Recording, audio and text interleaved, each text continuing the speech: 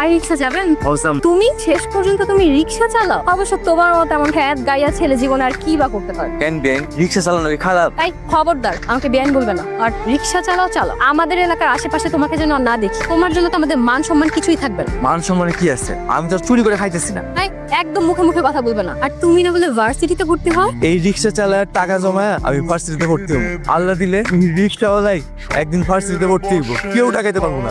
রিক্সাওয়ালা গাইয়া খ্যাত নাকি আমার ভার্সিটিতে পড়বে? চালায় রিক্সা, স্বপ্ন দেখে ভার্সিটি। আল্লাহ এই অহংকারের পতন।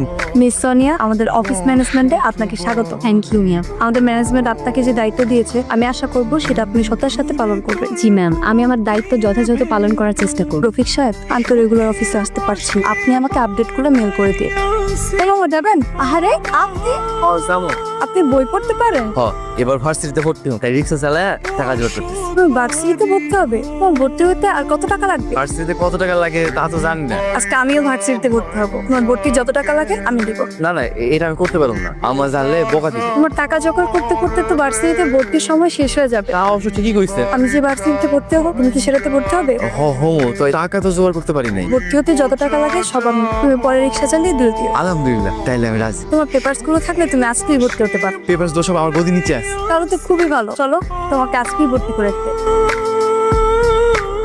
কি ব্যাপার ঝুমা, এখানে বসে আছো? তোমার স্টাডি নেই? আমার দাদুমণির জন্য মন খারাপ, দাদুমণির কাছে যাও। দাদুমণির কথা একটাবার উচ্চারণ করলে দিবা একটা থাপড়ি। সোনিয়া, আজকে প্রথম দিন অফিস কেমন লাগলো? অনেক ভালো লেগেছে। আমার অফিসের ডিরেক্টর ম্যাডাম সবাইকে ওর সাথে পরিচয় করিয়ে দিয়েছে, ও আমার শালিক। আপু, ম্যাডামটা না অনেক ভালো। আজকে তোমার দেবরকে রাস্তায় পেয়েছিলাম। কি করছিল? ঘুরছিল? না, রিক্সা চালাচ্ছিল। রিক্সা চালাচ্ছিল? ছি ছি ছি ছি। আমিও বলে দিয়েছি আমার বাসার আশেপাশে যেন না আসে। খুব ভালো করেছো। আনকালচার খ্যাত কেউ একটা, সে নাকি আমার ভার্সিটিতে ভর্তি হবে। আম্মা, আম্মা, কই তোমরা? তাড়াতাড়ি আসো।